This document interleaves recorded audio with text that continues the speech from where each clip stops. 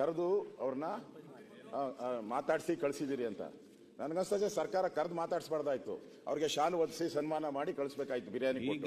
ಏನು ಈ ತರ ಈ ಕೇಸ್ಗೆ ಕರೆದು ಮಾತಾಡಿ ಕಳ್ಸೋ ಕೇಸ ಇದ್ದು ಒದ್ ಒಳಗಡೆ ಹಾಕ್ಬೇಕಾಯ್ತು ಅವ್ರನ್ನ. ದೇಶದ್ರೋಹಿ ಒಳಗಡೆ ಅಪರಾಧ ಕೇಸು ಹಾಕಿಲ್ಲ ಅವ್ರ ಮೇಲೆ, ಅಪರಾಧ ಕೇಸು ಹಾಕಿಲ್ಲ, ದೇಶದ್ರೋಹ ಕೇಸು ಹಾಕಿಲ್ಲ. ಸನ್ಮಾನ ಮಾಡ್ತೀರಾ ಅಂತಂದ್ರೆ ಸರ್ಕಾರ ಯಾರ ಪರವಾಗಿದೆ? ಸರ್ಕಾರ ಯಾರ ಪರವಾಗಿದೆ? ವಿಚಾರ ತಾವೆಲ್ಲ ಚರ್ಚೆ ಮಾಡಿದ್ರಿ, ಸರ್ಕಾರ ಉತ್ತರ ಕೊಟ್ಟಿದೆ. ಸರ್ಕಾರ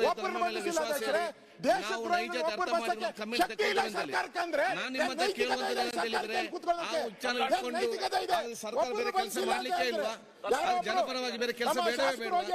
ಹಸಿದ ಹೋಟೆಲ್ ಇದ್ದವನಲ್ಲಿ ಆಗಿರ್ಬೇಕಾ? ಬಡವರಾಗಿರ್ಬೇಕಾ? ಹಸಿದ ಹೋಟೆಲ್ ಇರ್ಬೇಕಾ? ಅಲ್ಲ ಸರ್ಕಾರ ಮುಂದೆ ನಡಿಬೇಕಾ? ಅಲ್ಲ ನಿಮ್ದೇ ವಿಚಾರ ಇಟ್ಕೊಂಡು ಹೋದ್ರೆ ಜನಸಂಬಳ ಕೆಲಸ ಆಗುದೇ ಬೇಡವಾಗುತ್ತೆ. ಸರ್ಕಾರ ಮುಂದೆ ನಡೆಸೋದೇ ಬೇಡವಾ? ಇಲ್ಲಿ ಕಾನೂನು ಪಾಸ್